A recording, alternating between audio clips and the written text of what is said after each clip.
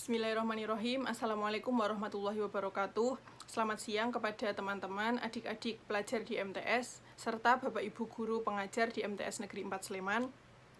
Sebelumnya saya izin memperkenalkan diri, nama saya Astri. Saya adalah alumni dari MTS Negeri 4 Sleman, atau ketika saya di situ dulu namanya masih MTS Negeri Sleman Kota. Saya masuk ke MTS itu tahun 2007 dan alhamdulillah saya lulus dari MTS tahun 2010.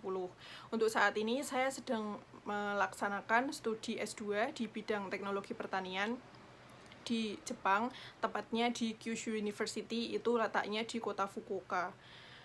Alhamdulillah wa syukurillah, terima kasih sekali karena saya diberikan kesempatan untuk sedikit cerita mengenai kehidupan saya dan pengalaman-pengalaman saya mulai dari ketika saya di MTS hingga saya bisa sampai sekarang ini. Semoga sedikit yang saya sampaikan nanti bisa diambil pelajarannya. Saya juga mau menyampaikan kepada adik-adik yang sekarang mungkin mempunyai hambatan untuk bisa belajar di sekolah karena kondisi pandemi ini ya. Semoga tetap dijaga semangatnya dan tetap mendapatkan banyak motivasi untuk belajar di rumah. Kalau begitu langsung saja ke cerita mengenai kehidupan saya ketika dulu di MTS. Kok bisa saya masuk MTS Sleman Kota? Padahal saya itu sebenarnya orang Magelang, lebih tepatnya Kecamatan Muntilan. Jadi saya itu memang dulunya dari kecil sampai lulus SD itu ada di Muntilan. Kemudian ketika lulus SD saya pindah ke Sleman untuk tinggal bersama Mbah Kakung saya karena beliau waktu itu tinggal sendiri. Jadi saya pindah ke Sleman dan karena waktu itu ngikut aja mau didaftarin di mana aja dan sama orang tua itu didaftarkannya ke madrasah biar tidak hanya mendapatkan ilmu pelajaran, ilmu pengetahuan saja tapi juga ilmu keagamaan. Jadi saya masuk ke MTS waktu itu. Nah, selama di MTS, saya ingat betul saya itu dulu masuk di kelas 7C, yang mana kelasnya itu ada di pojok paling bawah, nomor 3 dari ujung. Itu saya dulu nggak kenal siapa-siapa, dan dari situ saya mulai berkenalan dengan teman-teman, dan mulai ikut beberapa kegiatan ekstrakurikuler yang ditawarkan oleh sekolah, oleh madrasah. Waktu itu, saya ingat saya ikut PMR, kemudian juga pramuka, kemudian sempat ikut voli juga sebentar. Kemudian saya juga dulu ikut drum band, sama waktu ekskul karawitan baru aja dibentuk itu juga saya tertarik dan saya mengikuti ekskul tersebut.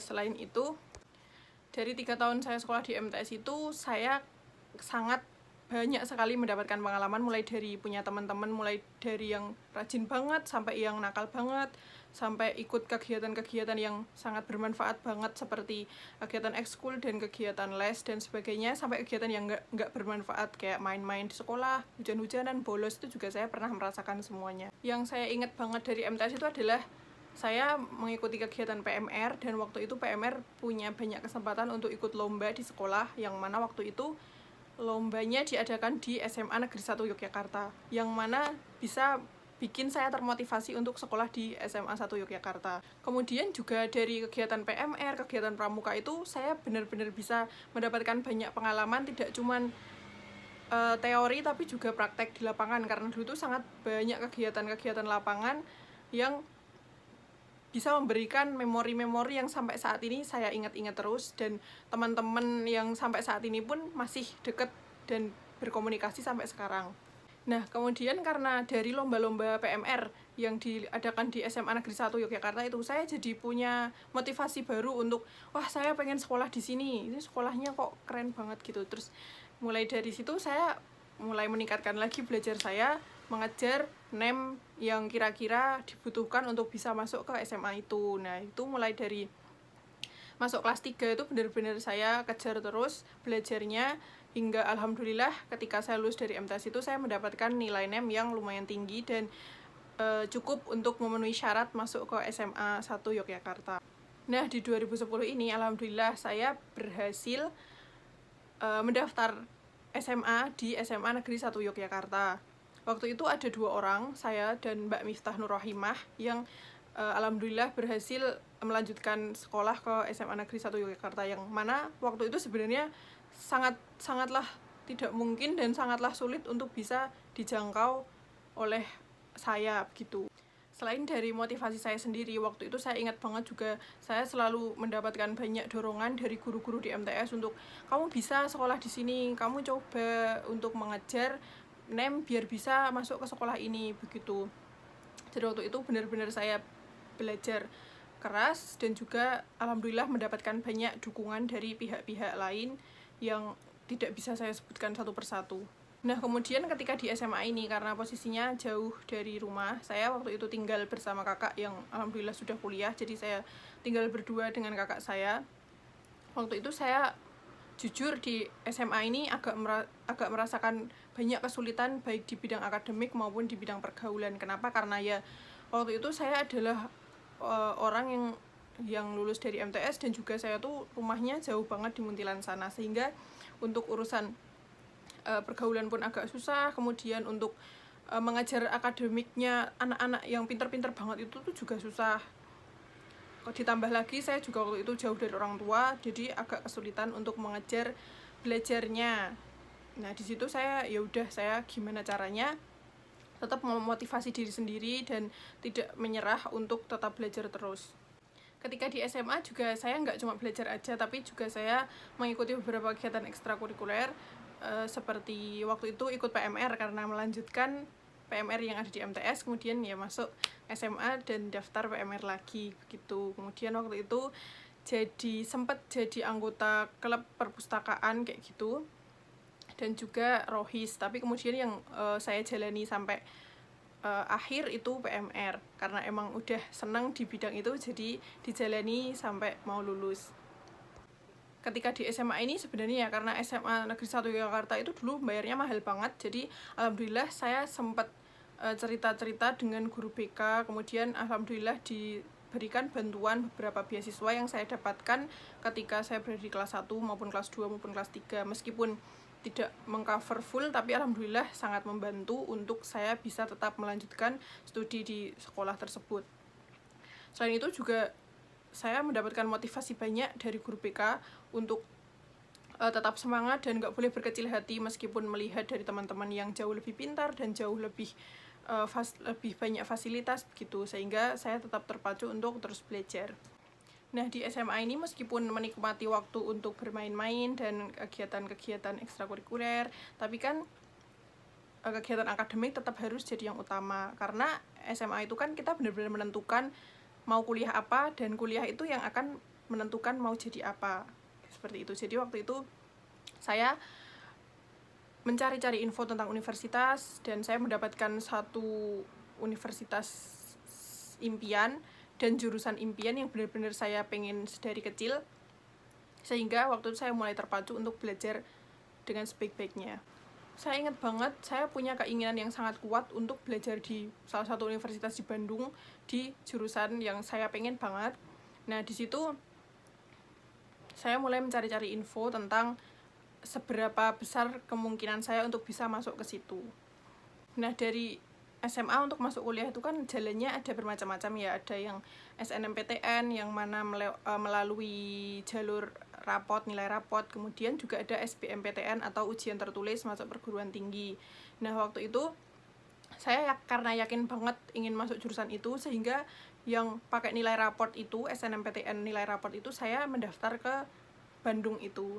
Nah, alhamdulillah ternyata waktu itu belum rezeki saya, jadi waktu itu saya benar-benar gagal, dan saya ingat banget waktu itu buka pengumuman di website itu saya nangis, ya Allah, rezekinya bukan di sini. Ya udah, akhirnya saya cepat-cepat move on dan belajar untuk persiapan ujian tertulis. Nah, karena waktu itu saya udah down banget, udah sedih banget, stres banget karena nggak keterima yang di Bandung. Akhirnya saya harus mengikuti ujian tertulis, yang mana ujian tertulis ini selain soalnya susah, kalau salah dapat nilai minus, dan juga persaingannya sangat ketat, sehingga waktu itu saya mikir kalau saya mau kuliah, kalau saya mau diterima, saya kayaknya nggak mungkin daftar yang muluk-muluk. Akhirnya saya daftar di yang mungkin saya terima, yaitu waktu itu namanya jurusan Teknik Pertanian dan Biosistem, dan alhamdulillah mungkin emang rezekinya di situ saya diterima dari hasil tes tertulis tersebut. Nah, akhirnya di 2013 ini saya mulai masuk kuliah di jurusan Teknik Pertanian dan Biosistem, Fakultas Teknologi Pertanian di Universitas Gadjah Mada di Jogja, Yang dipelajari di sini utamanya adalah pemanfaatan teknologi-teknologi terbaru untuk meningkatkan kualitas pertanian dan produktivitas pertanian begitu. Nah, yang dipelajari di jurusan ini diantaranya adalah contohnya seperti ilmu-ilmu irigasi, ilmu-ilmu mesin pertanian, serta ilmu-ilmu pasca panen seperti meningkatkan nilai jual dari produk pertanian begitu. Kuliah di bidang ini tuh sangat menyenangkan. Karena apa? Karena kita manusia itu nggak pernah bisa lepas dari yang namanya pangan ya. Jadi selama kita butuh makan ya kita pasti butuh bidang pertanian. Jadi teknologi pertanian ini sangat bermanfaat sekali untuk memberikan ilmu-ilmu yang terbaru, tidak hanya pertanian tapi juga teknologi-teknologi, sehingga kita bisa memanfaatkan teknologi untuk bidang pangan begitu. Nah, alhamdulillah selama kuliah juga saya mendapatkan beasiswa full dari pemerintah yang namanya beasiswa bidik misi, yang alhamdulillahnya itu bisa mengcover mulai dari masuk sampai lulus. Itu benar-benar sudah free, tidak perlu membayar apapun. Kemudian selain di kampus juga nggak cuman belajar akademik, tapi karena saya orangnya itu sangat penasaran dengan berbagai macam hal, akhirnya saya mengikuti banyak organisasi di kampus. Contohnya saya waktu itu ikut perkumpulan mahasiswa muslim di fakultas, dan kemudian juga ikut himpunan mahasiswa jurusan, serta BEM atau Badan Eksekutif Mahasiswa. Itu meskipun cuma 1 tahun, tapi saya mencoba untuk mendapatkan pengalaman sebanyak-banyaknya dari organisasi tersebut.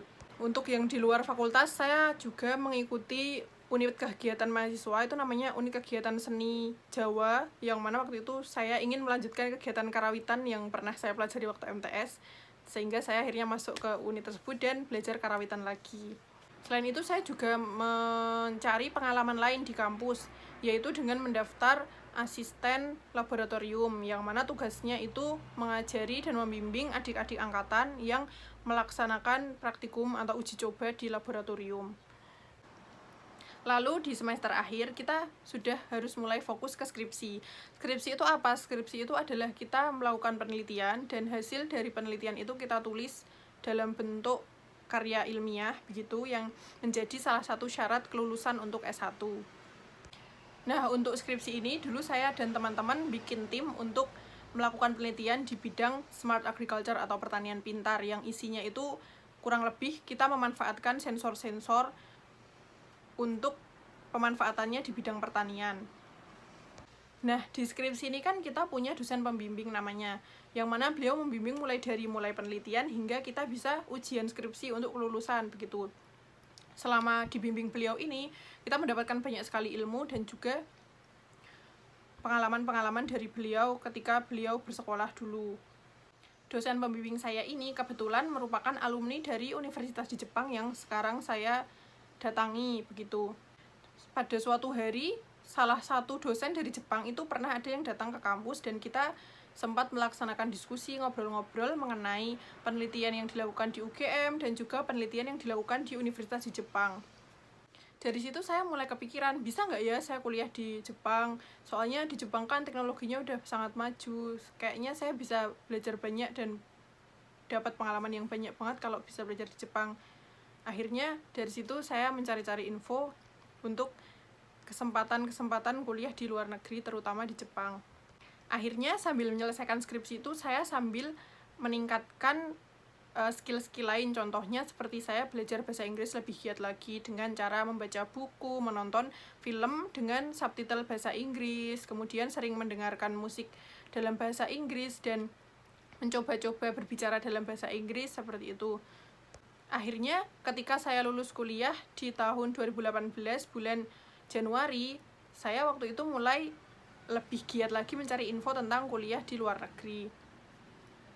Setelah lulus, saya melanjutkan lagi belajar bahasa Inggris dan sebagainya, serta saya juga mulai mencari-cari kerja di beberapa perusahaan. Kemudian, waktu itu sekitar bulan Maret, saya mendapatkan info dari dosen yang di Jepang tadi. Beliau bilang, ada kesempatan untuk melanjutkan S2 dengan beasiswa ini, kamu coba daftar universitas dan coba daftar beasiswa. Akhirnya saya mulai mengikuti ujian bahasa Inggris, kemudian mulai mengurus surat-surat, untuk bisa mendaftar ke Jepang dan sebagainya, sehingga di bulan April akhirnya saya mengirimkan berkas-berkas untuk pendaftaran ke Jepang. Sambil menunggu pengumuman, saya juga mendaftar beberapa perusahaan. Waktu itu saya sempat wawancara kerja dengan beberapa perusahaan sebelum akhirnya mendapatkan balasan dari universitas di Jepang itu sekitar bulan Juni. Dari situ alhamdulillah saya mendapatkan kabar baik, yaitu berupa diterima di universitas di Jepang. Meskipun saya masih harus mengurus pendaftaran beasiswa dan seleksi di beasiswa. Kemudian setelah berbagai macam berkas yang banyak banget itu, akhirnya di bulan Juli beasiswa saya juga diterima dan saya harus berangkat ke Jepang di bulan September. Setelah berbagai macam proses, alhamdulillah waktu itu September 25 tahun 2018 saya akhirnya berangkat ke Jepang untuk belajar di Kyushu University ini dengan beasiswa dari JICA atau Japan International Cooperation Agency, yang mana itu adalah bagian dari pemerintah Jepang yang memang banyak memberikan beasiswa untuk negara-negara berkembang. Untuk kehidupan di Jepang sendiri sebenarnya saya fokus ke kegiatan di kampus atau di laboratorium, yang mana saya melanjutkan penelitian saya yang dari S1 mengenai pemanfaatan sensor-sensor di bidang pertanian. Tetapi selain di lab juga saya kadang-kadang mengikuti kegiatan belajar mengajar di kelas, sehingga di situ bisa bertemu dengan teman-teman dari berbagai negara yang sama-sama kita belajar mengenai pertanian. Selain belajar di kelas juga kadang-kadang kita melaksanakan kunjungan ke pertanian-pertanian yang ada di sekitar Jepang untuk belajar bagaimana mereka melaksanakan kegiatan pertaniannya, sehingga kita bisa belajar banyak secara langsung dari lapangan. Kemudian kita kan belajar di luar negeri ya, otomatis kita harus menjunjung tinggi dan menghargai kultur dan kebudayaan yang ada di negara ini. Jadi saya juga mempelajari banyak hal mengenai kebudayaan dan kebiasaan-kebiasaan warga Jepang. Begitu juga dengan teman-teman saya yang merupakan warga Jepang asli, mereka juga alhamdulillahnya mau menghargai dan mempelajari hal-hal mengenai muslim, terutama karena saya muslimah dan memakai jilbab. Mungkin bagi mereka masih asing, alhamdulillah mereka mau mempelajari dan menerima saya di lingkungan kampus. Selain itu di sini juga banyak mahasiswa Indonesia, sehingga kita bisa berkumpul bersama-sama dengan mahasiswa Indonesia. Kita kalau ada kesulitan bisa saling bercerita dengan sesama anak-anak rantau dari Indonesia. Sampai sekarang akhirnya saya sudah menjalani di sini selama hampir 2 tahun, alhamdulillah, dan insya Allah saya akan lulus di tahun ini, bulan September. Saya minta doanya kepada semuanya saja, semoga saya dilancarkan sampai bisa lulus dari sini, amin.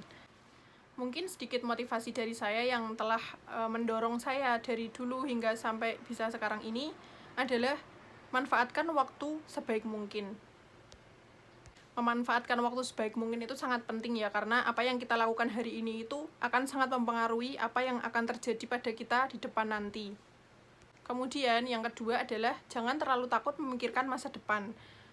Benar, kita harus punya mimpi, kita harus punya target. Contohnya kita pengen masuk ke SMA mana, kita pengen masuk ke SMK mana, kita harus mencapai NEM segini untuk bisa masuk ke sana. Setelah itu, setelah kita punya target, ya udah kita fokus ke belajar yang harus dipelajari sekarang. Karena kalau kita terlalu terbebani dengan target-target itu, malah kita jadi nggak fokus belajar dan malah udah pusing sendiri sebelum mulai belajar. Yang terakhir dan yang paling penting itu adalah dukungan moral, baik dari diri sendiri maupun dari sekitar-sekitar kita.